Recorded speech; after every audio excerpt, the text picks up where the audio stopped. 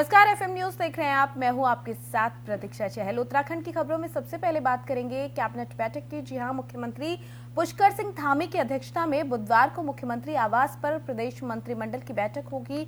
बैठक में जोशीमठ भू धसाव के प्रभावितों के लिए पुनर्वास और विस्थापन नीति के प्रस्ताव पर मुहर लगेगी। साथ ही राज्य में भूमि की नई सर्किल दरों के प्रस्ताव समेत विभिन्न विभागों के मुद्दे और विभागीय सेवा नियमावली के प्रस्तावों पर चर्चा होगी। बैठक में विधानसभा के बजट सत्र के स्थान और तिथि पर भी निर्णय हो सकता है। साथ ही राज्य आंदोलनकारियों और उनके आश्रितों को सरकारी नौकरियों में 10% क्षैतिज आरक्षण का प्रस्ताव भी दे सकता है। पिछली कैबिनेट बैठक में आंदोलनकारियों के आरक्षण के मुद्दे पर मंत्रिमंडलीय उपसमिति बनाई गई थी। उपसमिति ने सरकार को अपनी रिपोर्ट दे दी है। कैबिनेट के समक्ष उपसमिति की सिफारिशें रखी जाएंगी। इस आधार पर कैबिनेट निर्णय लेगी।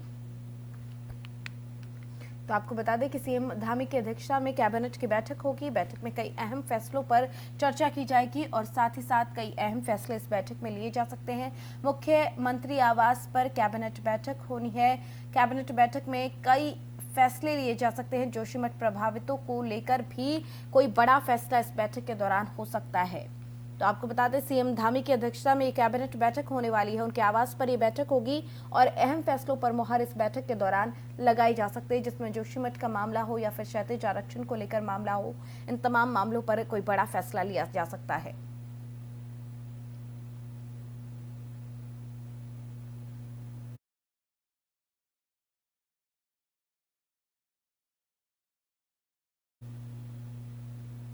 वहीं उत्तराखंड के मुख्यमंत्री पुष्कर सिंह धामी आज हरिद्वार दौरे पर रहे, जहां उन्होंने जगत गुरु आश्रम में शंकराचार्य राजेश्वर से मुलाकात की, उनका आशीर्वाद लिया। इस दौरान सीएम धामी ने जेईई और पटवारी पेपर लीक घोटाले को लेकर सख्त टिप्पणी की है। उसको लेकर उन्होंने कहा कि जो लोग छात्रों के भविष्य से खिलवाड़ करने का काम करेंगे, उन पर सख्त कानूनी कार्रवाई की जाएगी। वहीं छात्र छात्राओं से अपील करते हुए मुख्यमंत्री ने कहा कि वो किसी के भड़कावे में ना आए।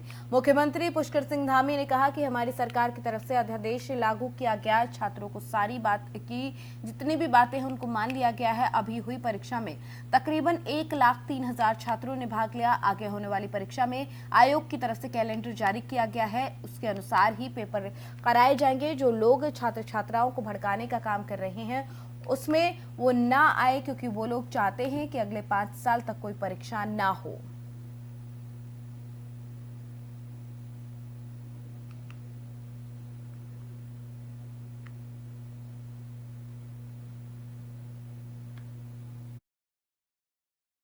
छात्रों को भड़काने वालों को खिलाफ कार्रवाई की बात कही गई है और ये कहा गया है कि छात्र किसी भी भड़कावे में ना आए। एक्शन में सीएम धामी दिख रहे हैं। छात्रों को भड़काने वालों को चेतावनी दी गई है। पेपर लीक मामले को लेकर जो उत्तराखंड सरकार है वो लगातार विपक्ष के घेरे में है और ऐसे में सरकार की तरफ से एक्शन लिया जा रहा है और इस एक्शन को लेकर सीएम पुष्कर सिंह धामी की तरफ से कहा गया कि छात्रों को भड़काने वालों को चेतावनी दी जा रही है, वो गलती से भी ऐसी कोशिश ना करे। जो छात्रों को भड़काएगा उन पर एक्शन लिया जाएगा। छात्र किसी के बहकावे में ना आए, ये बात उनकी तरफ से कही गई है।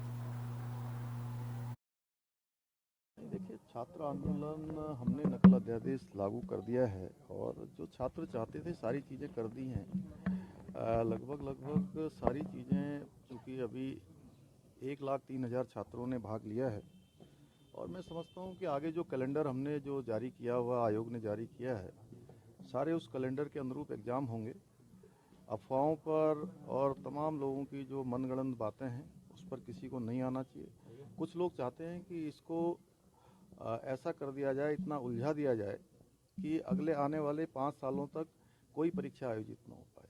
हम ऐसे लोगों के मंसूबे सफल नहीं होने देंगे, क्योंकि ये हमारे बेटे बेटियों का, हमारे भाई बहनों का, यहाँ के कर्णधार नौजवानों के भविष्य से जुड़ा हुआ प्रश्न है। इसलिए सारी परीक्षाएं होंगी, तय समय पर होंगी और नकल अध्यादेश से आच्छादित होंगी और पारदर्शिता के आधार पर होंगी, नकल विहीन होंगी। जो भी परीक्षाएं जो भी लीक हुए थे हमने सब कैंसिल हो गए हैं और अब जो भी परीक्षाएं हो रही हैं सब नकल अध्यादेश से आच्छादित हो गए। छात्र वहीं देहरादून में छात्रों पर हुए लाठीचार्ज को लेकर पुलिस की तरफ से दावा किया गया है कि बेरोजगारों के आंदोलन के दौरान उपद्रव करने वालों को फंडिंग भी की गई थी। प्राथमिक जांच के बाद पुलिस ने एक संदिग्ध बैंक खाते को फ्रीज कर दिया है, जिसका एक खाता है वो दूसरे राज्य का रहने वाला है, जबकि फोटो और वीडियो के आधार पर 10 पत्थरबाजों को चिन्हित कर लिया गया है। पुलिस के अनुसार जल्द ही इनकी गिरफ्तारी भी की जाएगी।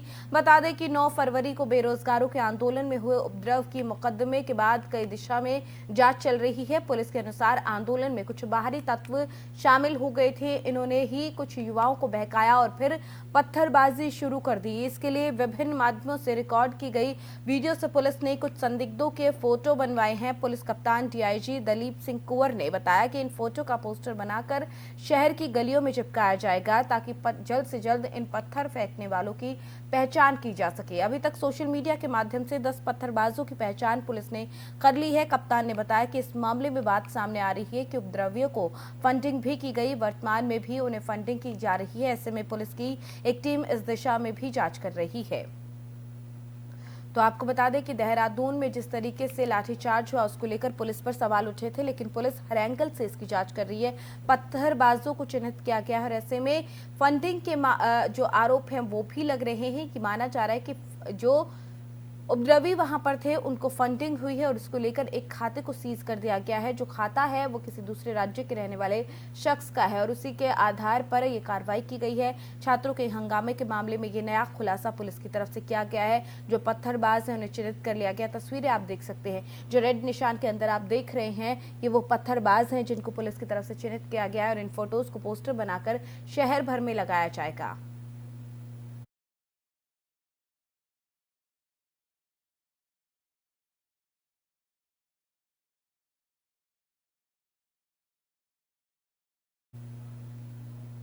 वहीं भर्तियों में धांधली के मामले को लेकर युवाओं और विपक्ष की ओर से लगातार सरकार के खिलाफ आंदोलन किया जा रहा है। प्रदेश सरकार की ओर से उत्तराखंड में प्रतियोगी परीक्षाओं के लिए कठोर नकल अध्यादेश लागू कर दिया गया है। इसके तहत दोषियों के खिलाफ सख्त कार्रवाई की जाएगी। अपर मुख्य सचिव राधा रतूड़ी ने इस मामले को लेकर कहा कि धामी सरकार का नकल विरोधी कानून देश के सबसे कठोरतम कानूनों में से एक है और क्या कुछ उनकी तरफ से कहा गया, सुनिए जरा।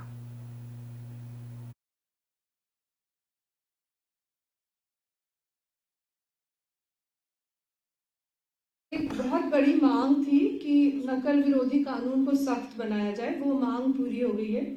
एक मांग और आई थी कुछ छात्र गुटों की ओर से कि जो इंक्वायरी चल रही है, वर्तमान में 2 इंक्वायरीज चल रही हैं।